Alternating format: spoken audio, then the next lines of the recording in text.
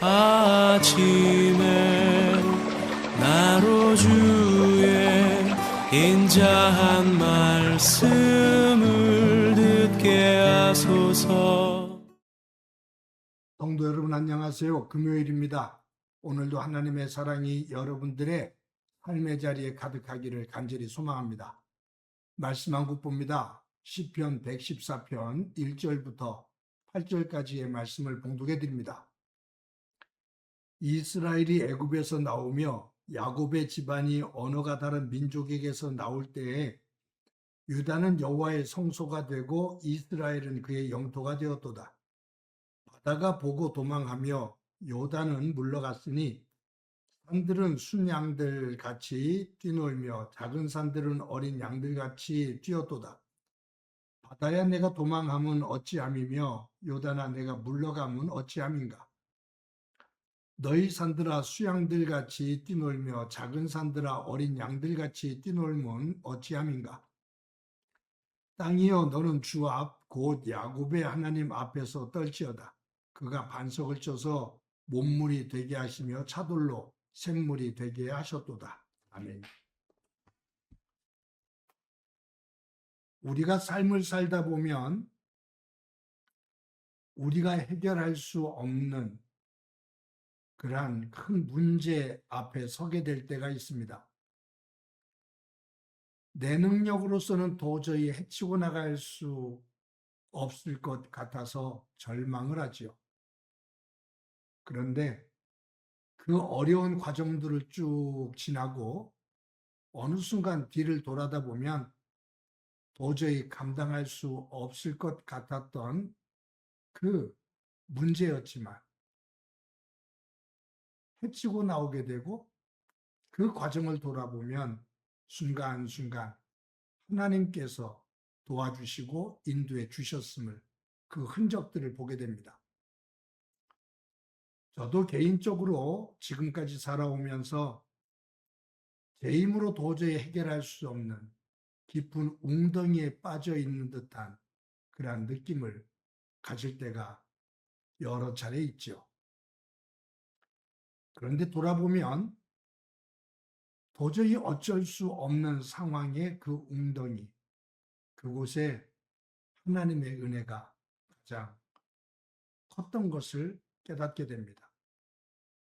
그 웅덩이에 하나님의 은혜로 채워져서 다시 회복되고 또 여기까지 올 수 있었음을 봅니다. 그런 면에서 삶에서 깊은 웅덩이는 하나님의 은혜를 담는 현장이기도 합니다. 시편 오늘 본문 114편을 쓴 시인은 이스라엘 백성들이 430년 동안 종로로 타던 애굽에서 해방되어져서 하나님께서 약속하신 젖과 꿀이 흐르는 가나안 땅으로 들어가는 그 과정, 그 광야 40년 과정 속에서 하나님께서 이스라엘 백성들을 어떻게 인도하셨는지를 선포하고 찬양하고 있습니다. 특히 이 시에서 표현 가운데 3절 보면 바다가 보고 도망하며 요단은 물러갔으니, 근데 이것이 5절하고 연결이 되면서 반복되는 것이 있죠. 바다야 내가 도망하면 어찌함이며 요단아 내가 물러가면 어찌함인가. 여기에 바다, 요단 이것이 나오죠.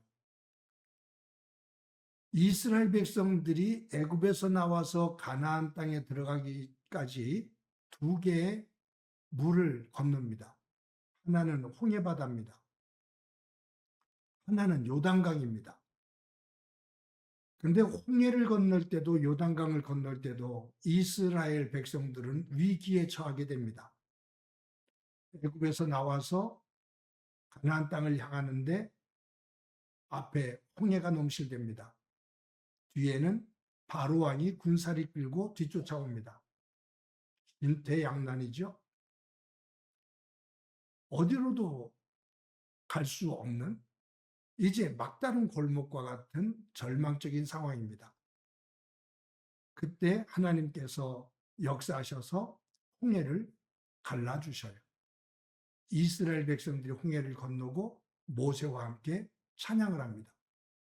이것이 바다야, 바다가 보고 도망하며 라고 말하면서 5절에 바다야, 네가 도망하면 어찌함인가. 즉 홍해가 도망갔다. 그 홍해, 그 문제가 해결되었다. 하나님 안에서 그 말입니다. 또 하나는 요단강입니다. 이스라엘 백성들이 가나안 땅으로 들어가려면 요단강을 건너야 됩니다. 그런데 하나님께서 이스라엘 백성들을 가나안 땅으로 건너가게 하시는 그 시기가 어느 때냐면 우기 때입니다. 비가 가장 많이 올 때, 비가 오지 않는 건기 때는 요단강 폭이 좁지만 우기 때는 큰 강을 이룹니다. 물살이 세고요. 근데 하나님께서 이스라엘 백성들을 이 우기 때, 요단강의 물이 가장 거세게 흘러내리고 많을 때, 그때 요단강을 건너게 하죠. 도저히 이스라엘 백성들의 힘을 가지고서는 건널 수가 없는 상황입니다. 그때 하나님께서 여호수아에게 이렇게 명하시죠. 제사장들에게 법궤를 매게 해라. 그리고 요단강으로 걸어 들어가게 해라 라고 말씀하십니다. 그 말씀을 듣고 여호수아와 제사장들이 어깨에 법궤를 메고 앞장서서 요단강으로 걸어 들어갑니다. 그때 요단강이 또 둘로 갈라집니다. 백성들이 건넙니다. 이 두 개의 기적을 시편 114편의 저자는 바다야, 내가 도망하면 어찌미냐. 요단아, 내가 물러가면 어찌미냐. 하나님의 역사하십니다. 하나님의 도우십니다. 그 말. 여기에 4절에 보면 산들은 순양들 같이 뛰놀며 작은 산들은 어린 양들 같이 뛰었도다. 6절에 보면 너희 산들아 순양들 같이 뛰놀며 작은 산들아 어린 양들 같이 뛰노면 어찌함인가. 여기에 산들 또 작은 산들, 근데 이것이 순양 어린 양으로 비유되거든요. 여기서 산은 무엇을 말하냐면 이스라엘 백성들이 애굽의 광야를 40년 동안 지날 때 그때 겪게 되는 크고 작은 문제들이에요. 근데 하나님께서 광야에서 겪게 되어지는 크고 작은 문제들을 어떻게 만드셨냐면 목자 앞에서 뛰노는 순양, 어린 양처럼 만들어 주셨다. 즉, 그 문제들을 목자가 순양과 어린 양을 다루며 그들이 편안하게 즐겁게 뛰어놀 수 있도록 만들어신 것처럼 하나님께서 이스라엘 백성들이 광야를 헤치고 나갈 때 겪게 되어지는 많은 문제들을 그처럼 해결해 주셨다. 그 말이에요. 사랑하는 성도 여러분, 오늘 저와 여러분들이 이 말씀을 대하면서 시를 쓴 이 시인이 광야 생활을 돌아보면서 그 홍해를 건널 때도 요단강을 건널 때도 광야를 지날 때 많은 문제들, 그런 문제들을 하나님께서 하나하나 해결해 주신 것을 뒤돌아보며 감사하며 이 시를 쓰고 있는데, 저와 여러분이 우리의 삶을 돌아보면서 나의 바다, 나의 요단은 무엇이었는지, 내가 숨이 탁탁 막힐 만큼의 내 앞에 놓여 있는 산들은 무엇이었는지, 그런데 그 바다와 요단, 그 산들을 하나님께서 어떻게 해치우게 하셨고 또 그것을 이기게 하셨는지 돌아보며 나의 노래, 하나님을 향한 나의 감사의 찬양, 이것이 살아있는 소중한 삶이 되어지기를 소망합니다.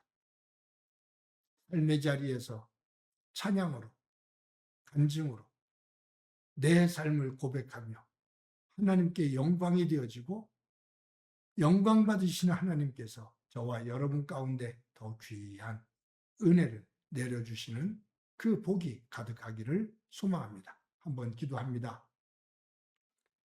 하나님 감사합니다.